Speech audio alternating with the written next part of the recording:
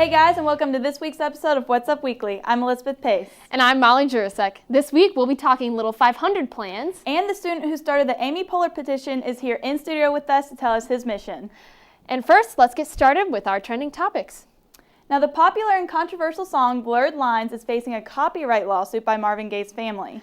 That's right, Gaye's family claims the song is too similar to Gaye's 1977 hit, Got to Give It Up. Now that the family won the copyright suit, totaling in $7.3 million in damages, Rolling Stone reports that the family lawyer is going as far as trying to stop any further sales of the song. Now, Molly, I know you're a huge fan. Of Marvin Gaye. Of Marvin Gaye, sorry. I do like Robin Thicke too. He has a good soulful sound, but I love Marvin Gaye. And when I listen to the two songs next to each other, I actually remember thinking when I heard Blurred Lines, I've heard this cowbell somewhere because it's got that.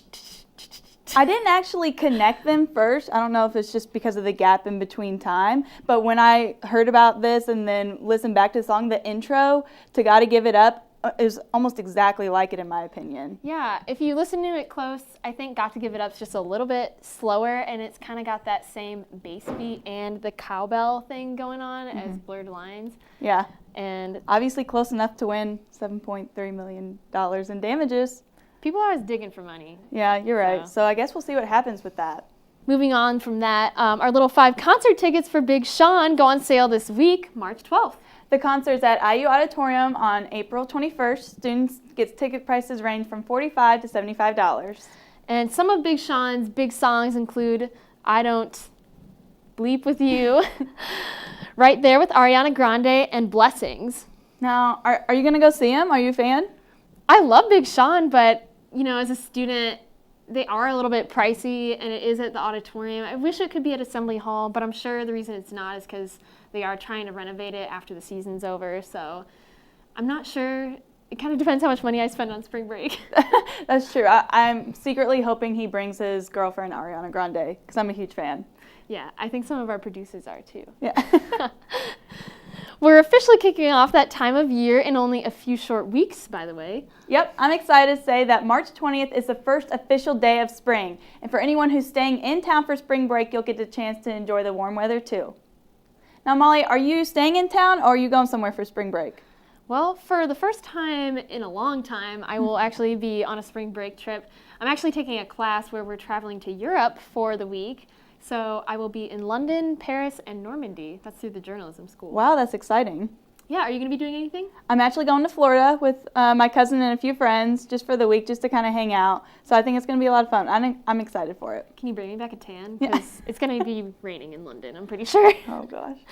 Well, make sure you tweet us your pictures of spring break. Tweet us at What's Up Weekly IU. Now, last weekend, the Bloomington Hills were alive with the sound of music. Sunday night, the Buskirk Chumley Theater, located on downtown on Kirkwood, hosted the 11th annual Campus Superstar semifinals.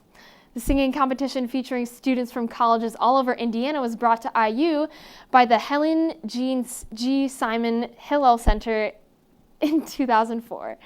IUS TV's Sydney Franklin was there to find out who had the brains and talent. First, there were 23, but only 10 could advance to the finals. Belting their hearts out for a minute and a half, every singer did their best to bring it.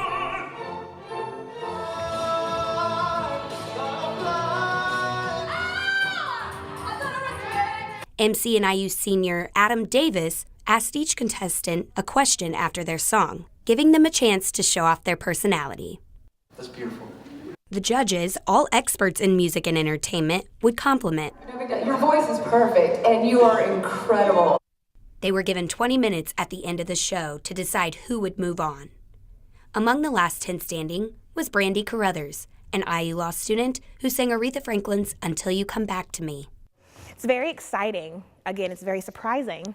I'm very pleasantly surprised, and so I'm just looking forward to the finals and what will happen.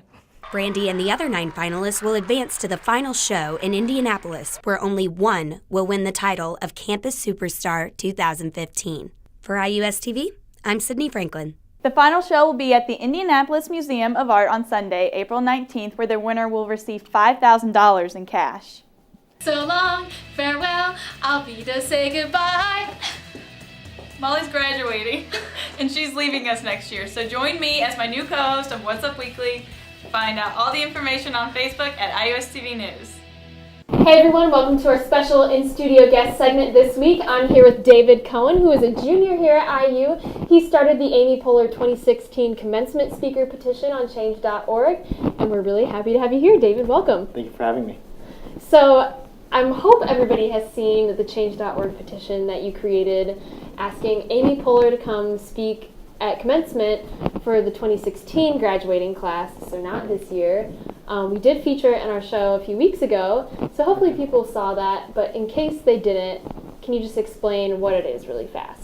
Yeah, so basically I made this petition right after the series finale of Parks and Rec, and it came to me that life had a great opportunity to imitate art, in that Amy Poehler, was speaking at IU's commencement ceremony, I believe it was 2022, and she said that she was a SPIA graduate. She was a born Hoosier. So there were so many reasons to think or find her an appropriate candidate for the commencement speaker, and I first noticed that the scene that she does speak at the commencement ceremony, it wasn't actually filmed at IU's auditorium, which the show said that it was filmed in. And it came to me that this is a great opportunity to actually see her come to IU, speak for a graduation ceremony, and just make it happen. It needed to happen.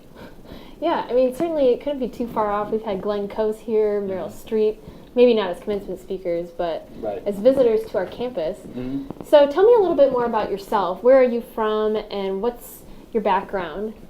So I'm a environmental management major from Fishers, Indiana. I didn't really plan on going to IU, but senior year I came down for Little Five and stole my heart for all the right and wrong reasons. I became passionate about environmental management in high school, AP Environmental Science, and it kind of just struck with me. And then I recently got an internship for the City of Bloomington in the Planning and Transportation Department, and having that internship feel in a local city government definitely gave me some connections to Parks and Recreation. I can't say that I approach it in the same way as April Ledgate, but I'd like to consider myself, a different form of her.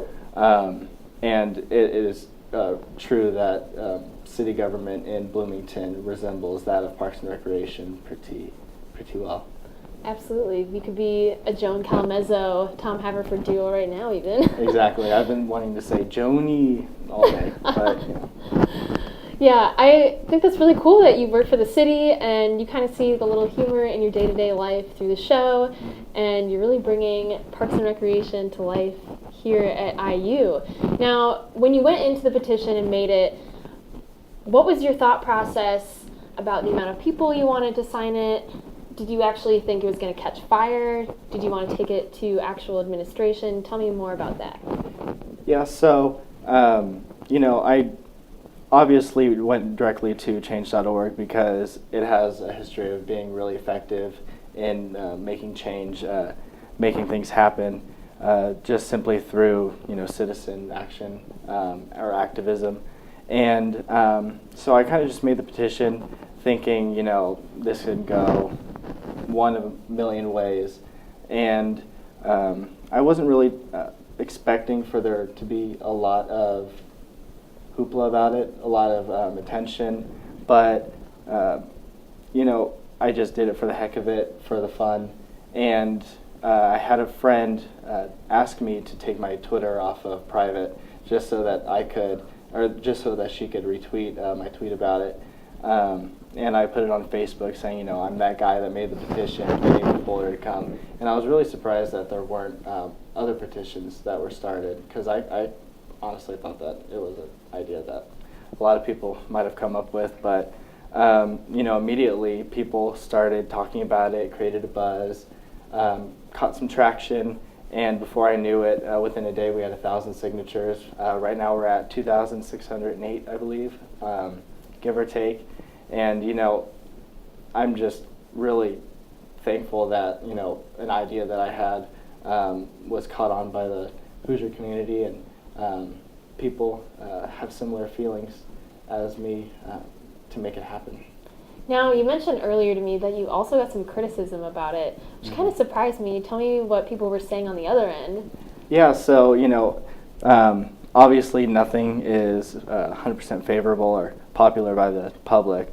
And, there have been some criticisms to my petition as to whether it's appropriate to have a Hollywood celebrity come to such an academic setting like commencement and speak at graduation.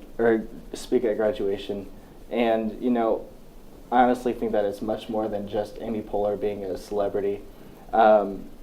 She's also a wonderful philanthropist, activist for things such as Smart Girls, youth empowerment for women, and just the way that she goes about herself and the way that she goes about her, personal life and her book. I was reading that a little bit. It's just she's the kind of person that everybody can find admirable. And, with the IU Department of Theater and Drama, Media School, Telecommunications, Jacobs School of Music, IU has a wonderful connection to media, the Hollywood industry, and I thought that it was just a great opportunity to kind of fully encompass all realms of the graduating class, not just Kelly or Spia, but there are also, people that can find a connection to her as the speaker, and obviously her role as Leslie Knope in the city government, strikes a chord for Spia, or Spions. Wow, I've never heard that one before. Yeah. Well, those are really good points, and it's really cool. Yeah, I never thought about it that way, that Amy Poehler actually does kind of connect lots of different kinds of people in one setting. So if people want to find the petition, where can they go? You can find it on change.org. Simple Google search for Poehler petition. That will probably bring it up. It's also on WTHR. IDS recently did an article about it. SPIA actually posted it to their Facebook, which was pretty cool. Dean Graham did a nice shout out about that, which I appreciate. And I think it's also been on the Odyssey, and all of those articles have linked to the petition. So. And where most importantly you can find it will be iOS in the TV. link with the show. Yeah. Well, thank you for being here with us, David. It was an honor and certainly exciting news, and we hope we can actually make some moves on this. Yep, thank you for having me. No problem. Stay tuned, guys. Well, that's all we have for you this week on What's Up Weekly. We'll be back soon after spring break with even more campus, pop culture, and current event updates. In the meantime, join in the conversation by liking us on Facebook and following us on Twitter at What's Up Weekly IU. From all of us here at IUS TV News, thanks for watching, and see you after spring break.